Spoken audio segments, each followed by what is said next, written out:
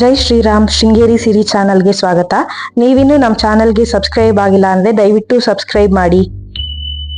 ನಾನಿವತ್ತು ಅಮ್ಮ ಮಾಡಿದ ಕರಿಬೇವಿನ ಸೊಪ್ಪಿನ ಚಟ್ನಿ ಪುಡಿ ಮಾಡೋದನ್ನ ತೋರಿಸ್ತಾ ಇದ್ದೀನಿ. ಇದನ್ನ ತುಂಬಾ ದಿನ ಇಟ್ಕೊಳ್ಬಹುದು. ಬೆಳಿಗ್ಗೆ ತಿಂಡಿ ಜೊತೆಗೆ ನೆಂಚ್ಕೊಳ್ಬಹುದು.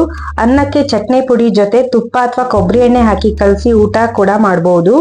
ಬೇಕಾಗುವ ಸಾಮಗ್ರಿಗಳು: 1 ಬಟ್ಲಷ್ಟು ಉದ್ದಿನ ಬೇಳೆ, 1 ಬಟ್ಲಷ್ಟು ಕಡಲೆ ಬೇಳೆ, 1 ಬಟ್ಲಷ್ಟು ತುರಿದಿರುವಂತಹ ಕೊಬ್ಬರಿ, ರುಚಿಗೆ ತಕ್ಕಷ್ಟು ಉಪ್ಪು, ಅರ್ಧ ಬಟ್ಲಷ್ಟು ಸಕ್ಕರೆ, ಅರ್ಧ ಬಟ್ಲಷ್ಟು ವಾಟೆ ಹುಳಿ, ಇಲ್ಲಾಂದ್ರೆ ಹುಣಸೆ ಹಣ್ಣು ಕೂಡ ಯೂಸ್ ಮಾಡಬಹುದು.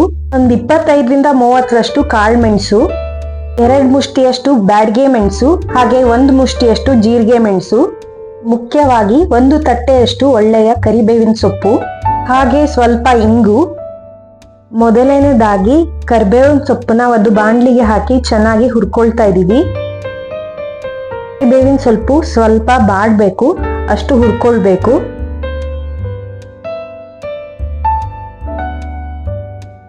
ಮತ್ತೆ ಅದೇ ಬಾಣಲಿಗೆ ಸ್ವಲ್ಪ ಅಡ್ಗೆ ಎಣ್ಣೆನ ಹಾಕೊಂಡು ಕಡಲೆಬೇಳೆನ ಸ್ವಲ್ಪ ಹುರ್ಕೊಂಡು ಹಾಗೆ ಉದ್ದಿನ ಬೇಳೆನೂ ಹಾಕಿ ಹುರ್ಕೊಳ್ತಾ ಇದೀವಿ.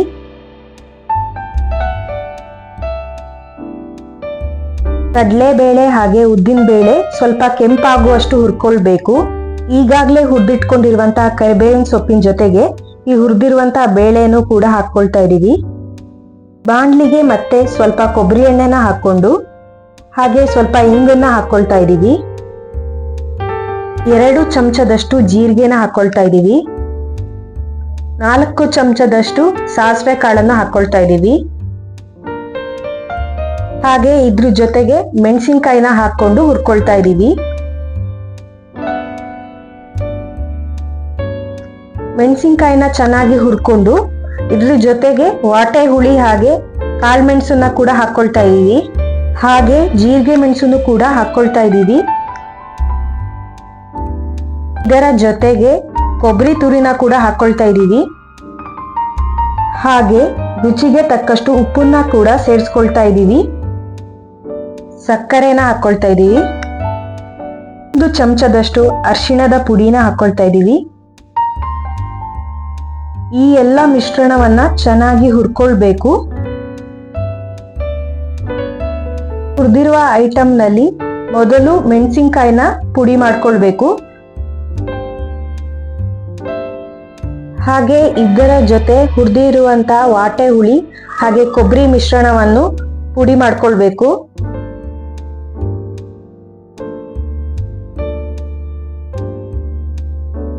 ಹಾಗೆ ಈಗಾಗಲೇ ಹುರಿದಿಟ್ಕೊಂಡಿರುವಂತ ಕರಿಬೇವಿನ ಸೊಪ್ಪು ಹಾಗೂ ಬೇಳೆಗಳನ್ನ ಪುಡಿ ಮಾಡ್ಕೊಳ್ಬೇಕು.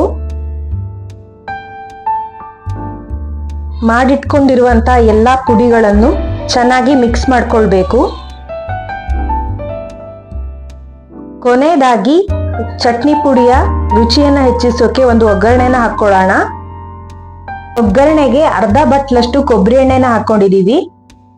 3 ಚಮಚದಷ್ಟು ಸಾಸಿವೆ,